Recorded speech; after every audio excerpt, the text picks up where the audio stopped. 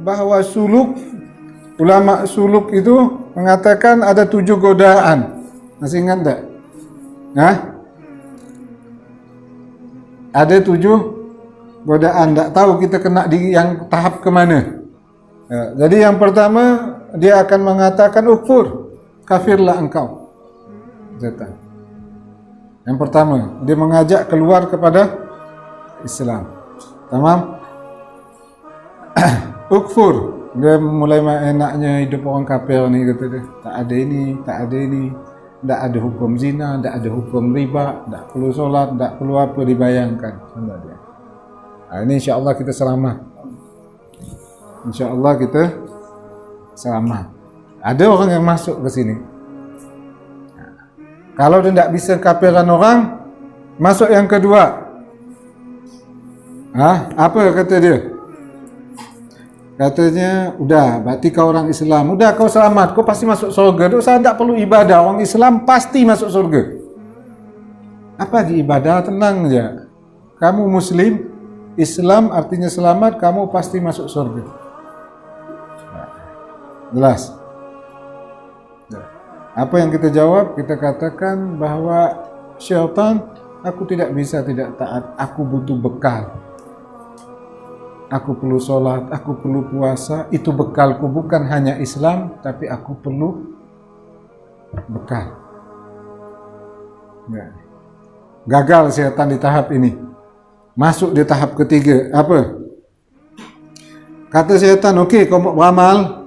Kata syaitan, banyak-banyak beramal. Nanti kau banyak solat, kau nanti banyak puasa, banyak baca Quran. Tapi nanti tua, kata syaitan. Nanti waktu tua nanti, tenang je. Nanti banyak-banyak kau sembahyang, kata. Nanti waktu tua. Pokok tahap pertama dia keluar dari Islam. Yang kedua dia menghalangi si hamba ini untuk melaksanakan ibadah.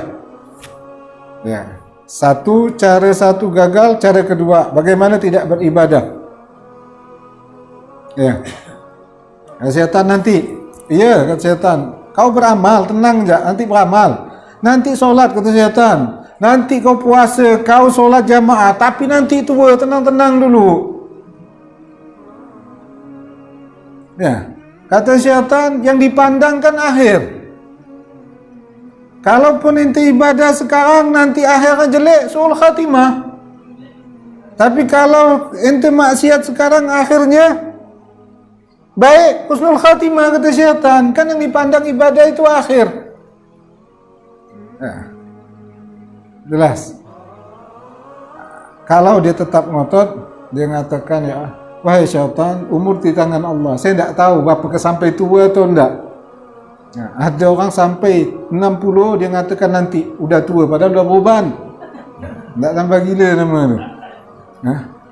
Umur 50 nantilah nak mau taubat tua lagi. Nunggu tua sampai mana lagi? Jelas? Itu kalau kita bisa mengalahkan, membantah dia, menjawab dia, saya selamat kita. Udah, syaitan berarti tidak ada alasan lagi. Dia masuk tahap keempat. Udah, kata syaitan, kau gini, udah banyak-banyak kau beramal, kata dia. Banyak-banyak sekali, syaitan. Oh, banyak baca Quran sebanyak-banyak, ta'ala tahajud sebanyak-banyak, kata syaitan. Artinya apa nih syaitan masuk ini? Mau merusak ibadah. Dia mau merusak ibadah. Kalau udah banyak, pasti cepat-cepat. Kalau udah banyak, pasti cepat-cepat. Ujungnya apa? 2 hal. Gitu banyak-banyak, habis itu dia bosan, ditinggalkan. Udah banyakan gitu, nafsu, habis itu selesai. Sembahyang 2 hari di masjid tak bergerak, habis itu hilang sampai 10 bulan. Jelas. Agar orang itu bosan. Yang kedua, agar apa? Agar ente solat dengan cepat, ibadah ente rusak. Kalau kita jawab, kita katakan, wahai syaitan, tak perlu. Ana salat harus cepat-cepat. Aku niat saja ingin melakukan, Allah sudah balas. Jadi salat tenang-tenang saja. Ini tahap keempat. Gagal syaitan. Biasa tahap ketiga udah masuk dah orang. masuk dalam perangkapmu. Nah, tahap keempat kalau gagal. Ya.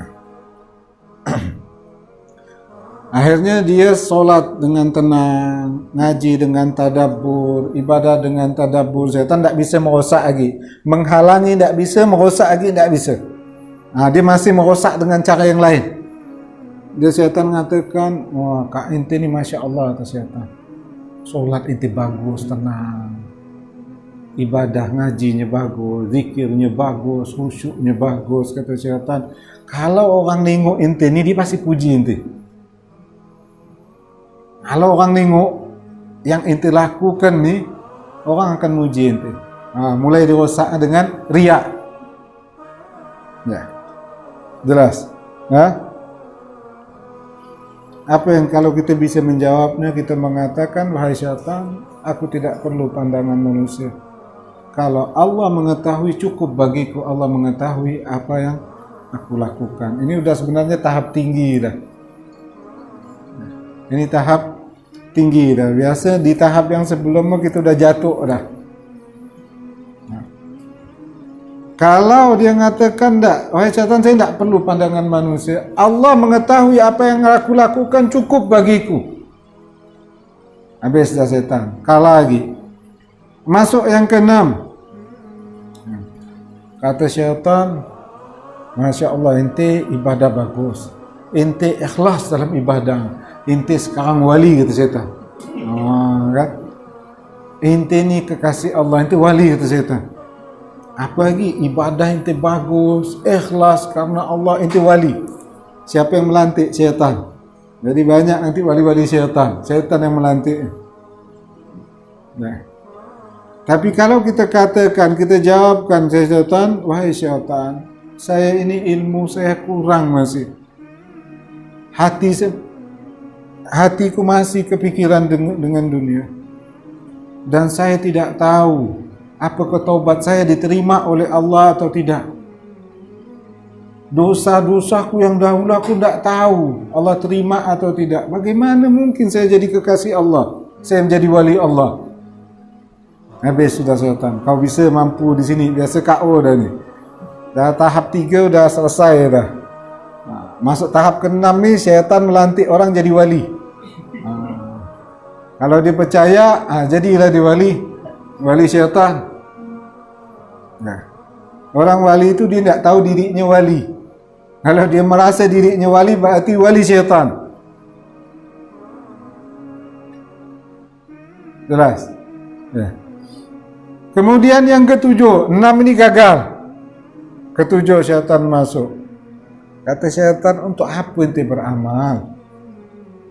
Kan semua sudah Allah takdirkan. Kalau Allah takdirkan kamu masuk surga, walaupun kamu tidak beramal, kau pasti masuk surga. Betul tak? Betul kan? Kalau Allah takdirkan kamu ke neraka, kata syaitan, walaupun kamu beramal sebanyak apapun, pasti kamu masuk neraka. Itu betul tak cara tauhid? Betul tak? Nah, itu katakan syaitan. Kalau untuk makan iya, dah hilang. Pada ibadah dia, tinggalkan semua. Dia berjalan hidup dengan menghayal, berserah sama Allah, berserah sama takdir Allah. Menang di syaitan. Apa yang harus dijawab? Kalau dia bisa menjawab, wahai syaitan, hidup, mati, ibadahku bukan untuk surga atau neraka. Tapi hidup, mati, dan ibadahku itu untuk Allah, bukan untuk surga. Ini sudah tahap ketiga. Faham? Tahap ketiga dalam ikhlas. Ini yang dibicarakan. Ini tahap ketiga. Syaitan mengatakan itu, syaitan, saya bukan beramal karena surga atau neraka. Saya bukan ibadah karena surga atau neraka. Terserah Allah mau takdirkan saya neraka atau surga, saya bukan beramal untuk itu. Saya beramal untuk Allah. Dah, tutup. Dah. Kalau ulama suluk mengatakan, kalau 7 pintu ini ente mampu mengalahkan syaitan, maka tertutup pintu syaitan. Dah, tidak ada ruang bagi syaitan.